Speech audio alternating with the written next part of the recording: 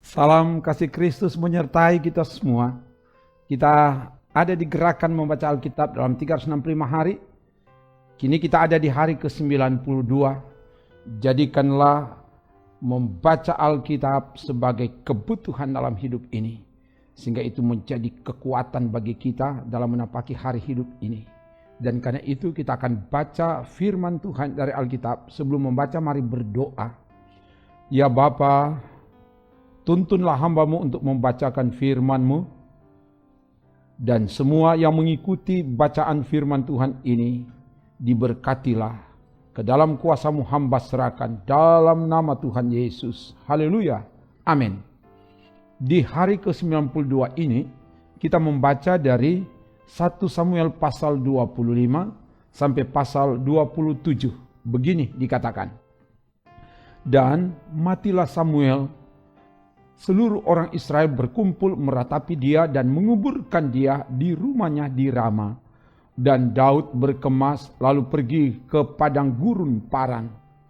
Ketika itu ada seorang laki-laki di Maon yang mempunyai perusahaan di Karmel. Orang itu sangat kaya, ia mempunyai 3.000 ekor domba dan 1.000 ekor kambing. Ia ada di Karmel pada pengguntingan bulu domba-dombanya. Nama orang itu Nabal dan nama istrinya Abigail. Perempuan itu bijak dan cantik, tetapi laki-laki itu kasar dan jahat kelakuannya. Ia seorang keturunan Kaleb. Ketika didengar Daud di padang gurun bahwa Nabal sedang menggunting bulu domba-dombanya, maka Daud menyuruh 10 orang, dan kepada orang-orang itu Daud berkata, "Pergilah ke Karmel dan temuilah Nabal. Tanyakanlah keselamatannya atas namaku. Dan sampaikanlah salam ini kepadanya, selamat, selamatlah engkau, selamatlah keluargamu, selamatlah segala yang ada padamu. Baru-baru ini aku mendengar bahwa engkau mengadakan pengguntingan bulu domba. Adapun gembala-gembalamu yang ada dengan kami, tidak kami ganggu, dan tidak ada sesuatu yang hilang daripada mereka selama mereka ada di Karmel. Tanyakanlah kepada orang-orangmu, mereka tentu akan memberitahukan kepadamu. Sebab itu biarlah orang-orang ini mendapat belas kasihan-Mu. Bukankah kami ini datang pada hari raya? Berikanlah kepada hamba-hamba-Mu ini dan kepada anak-Mu Daud apa yang ada padamu." Ketika orang-orang Daud sampai ke sana, berkatalah mereka kepada Nabal atas nama Daud, tepat seperti yang dikatakan kepada mereka. Kemudian mereka menanti.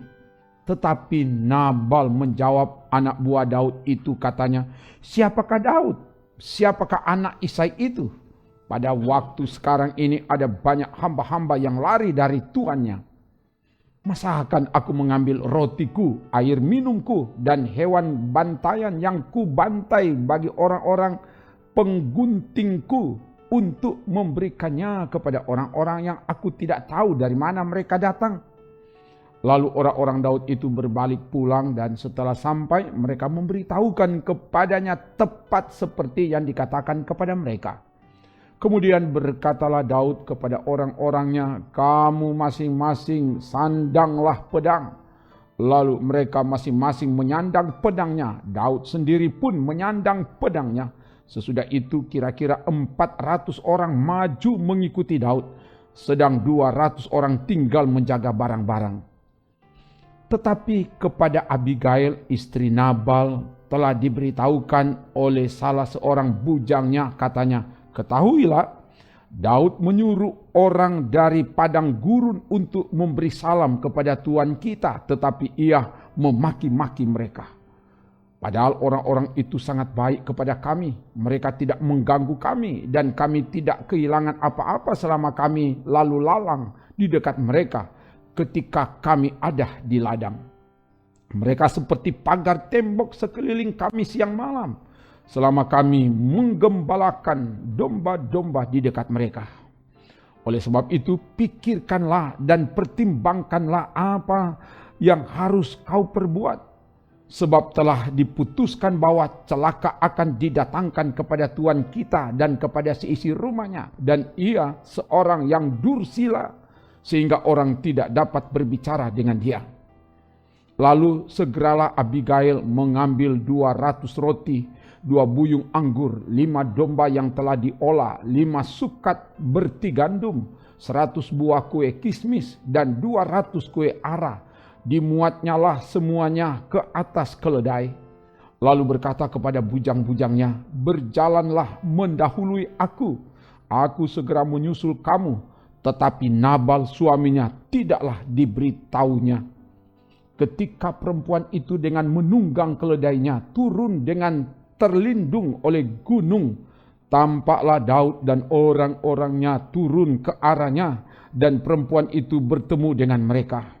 Daud tadinya telah berkata, sia-sialah aku melindungi segala kepunyaan orang ini di padang gurun, sehingga tidak ada sesuatu pun yang hilang dari segala kepunyaannya.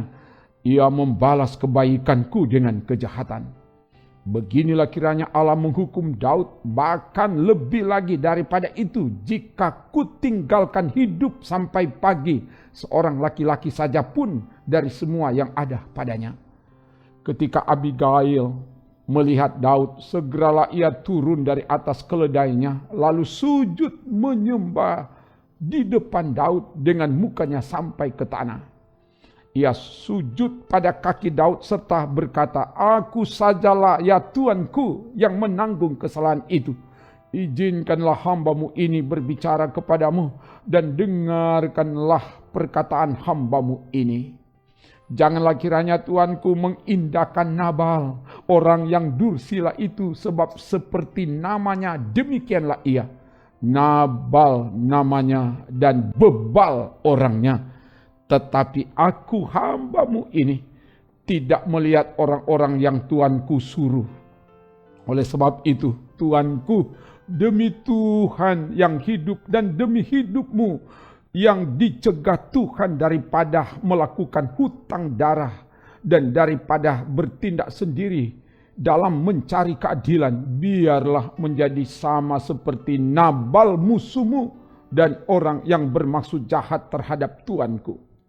Oleh sebab itu, pemberian yang dibawa kepada Tuanku oleh budakmu ini, biarlah diberikan kepada orang-orang yang mengikuti Tuanku.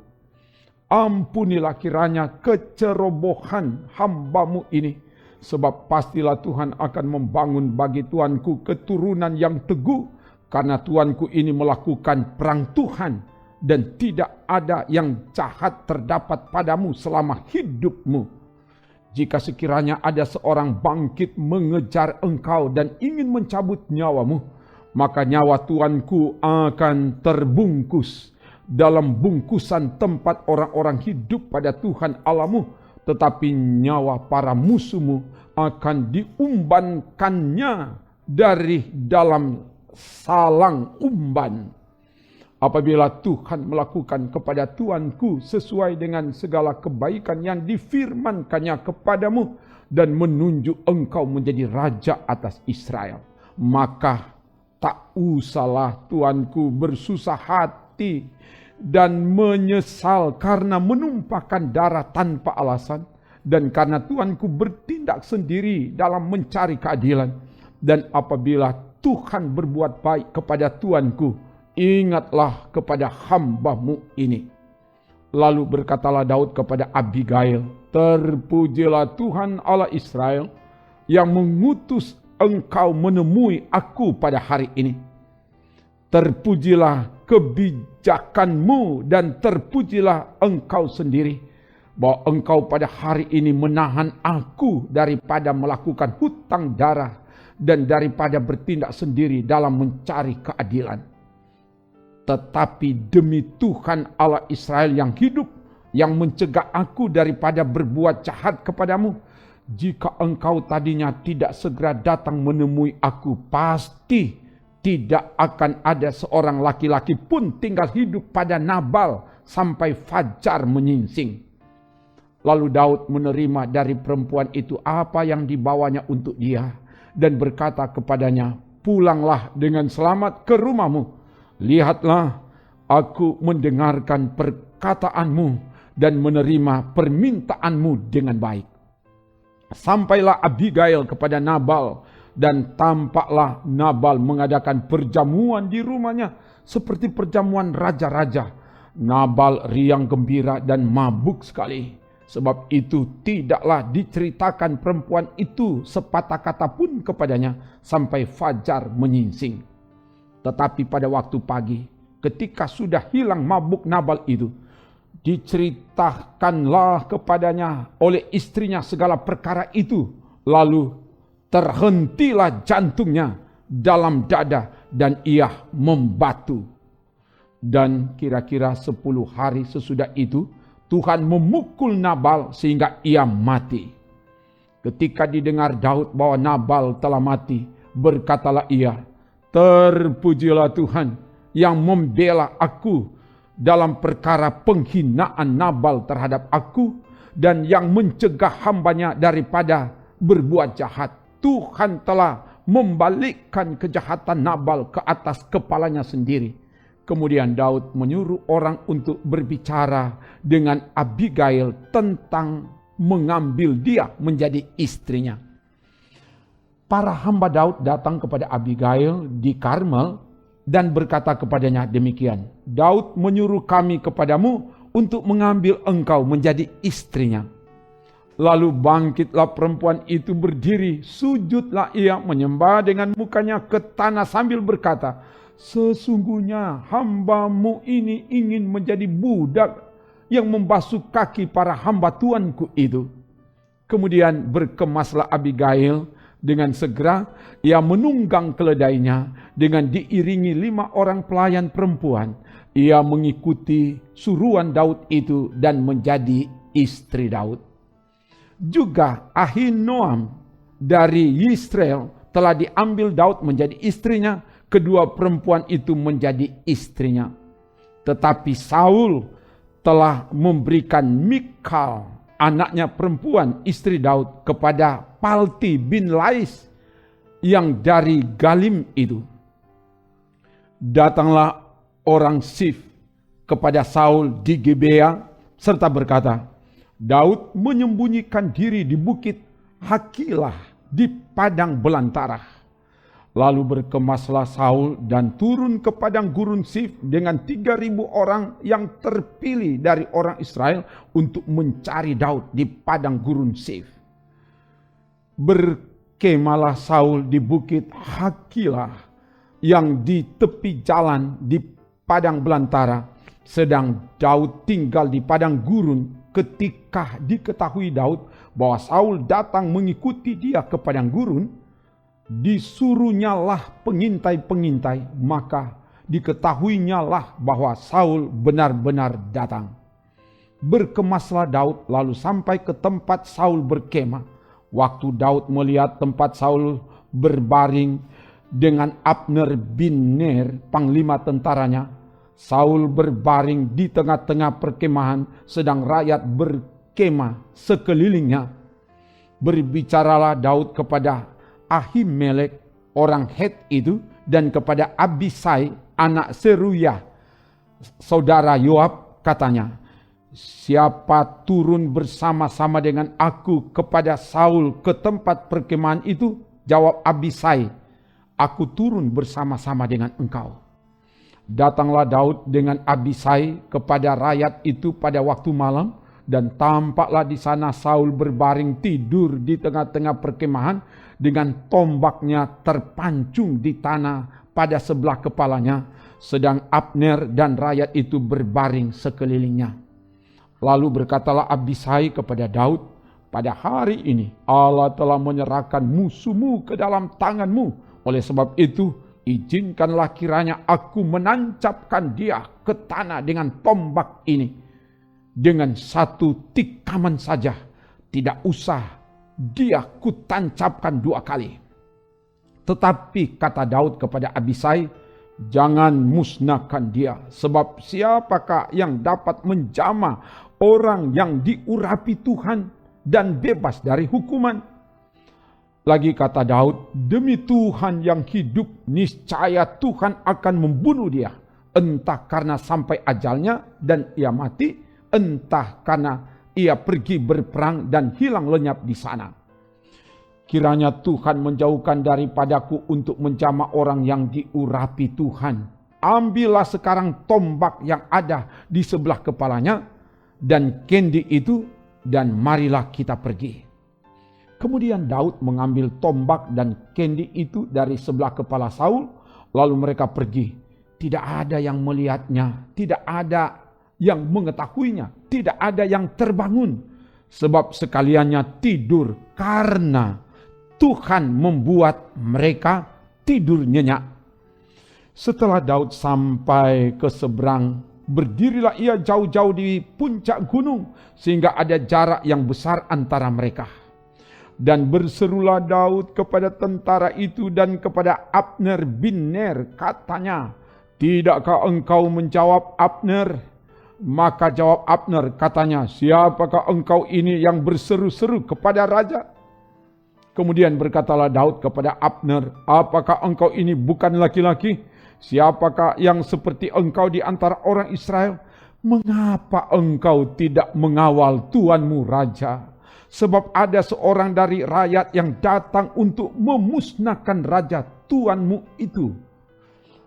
Tidak baik hal yang kau perbuat itu. Demi Tuhan yang hidup, kamu ini harus mati, karena kamu tidak mengawal tuanmu, orang yang diurapi Tuhan itu. Sekarang lihatlah di mana tombak raja dan kendi yang ada di sebelah kepalanya."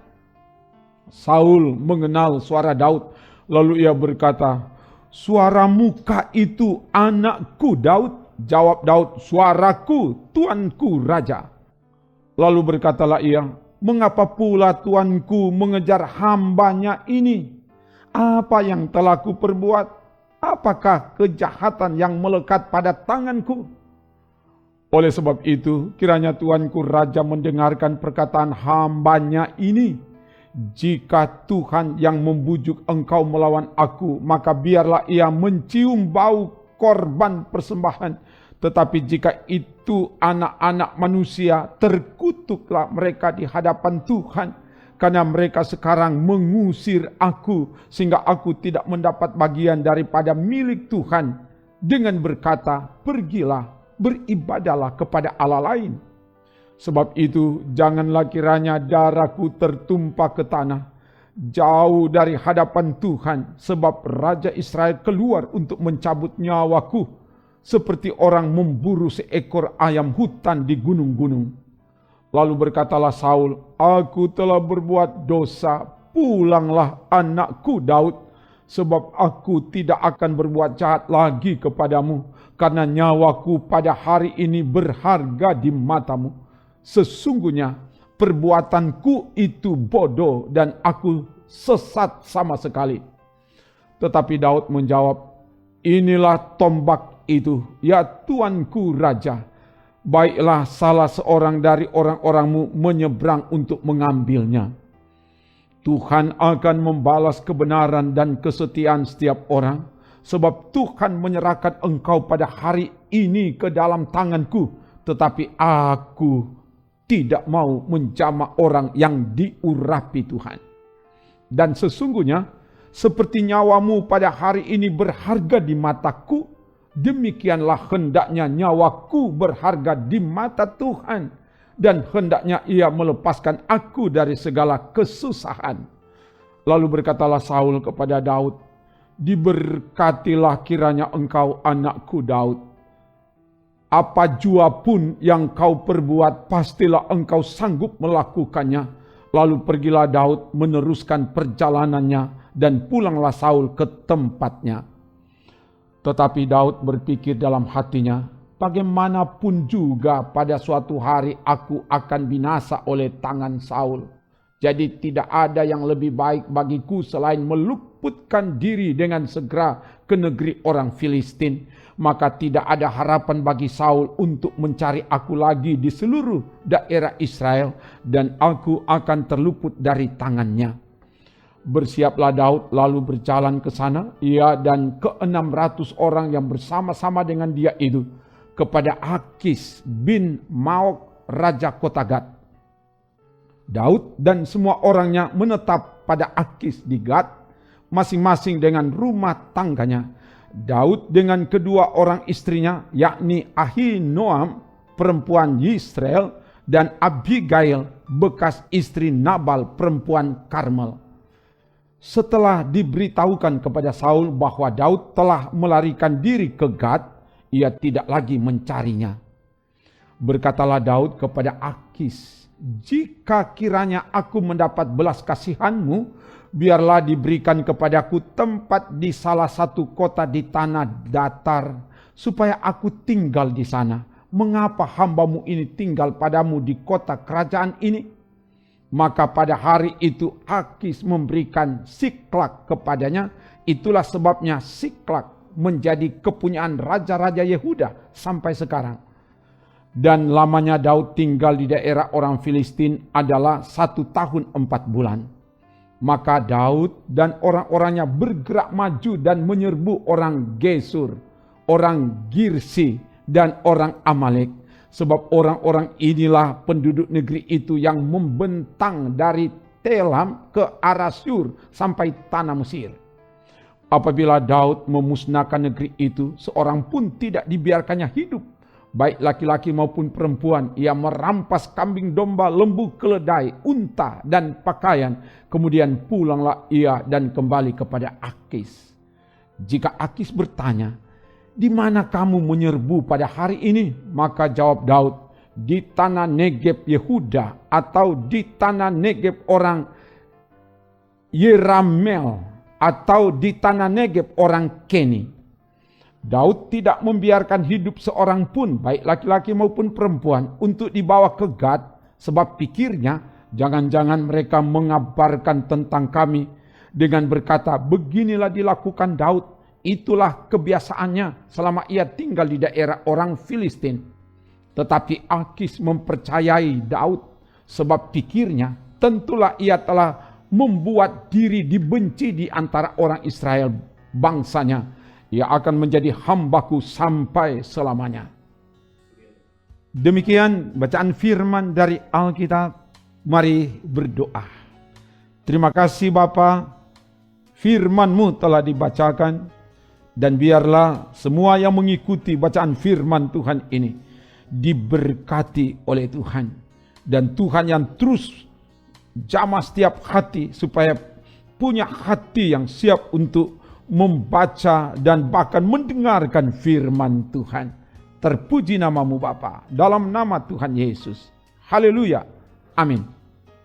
Demikian bacaan firman Tuhan. Tuhan Allah dalam tuntunan kuasa Roh Kudus akan terus menjagai, menolong, dan memberkati saudara kini dan sampai seterusnya. Amin. Trims.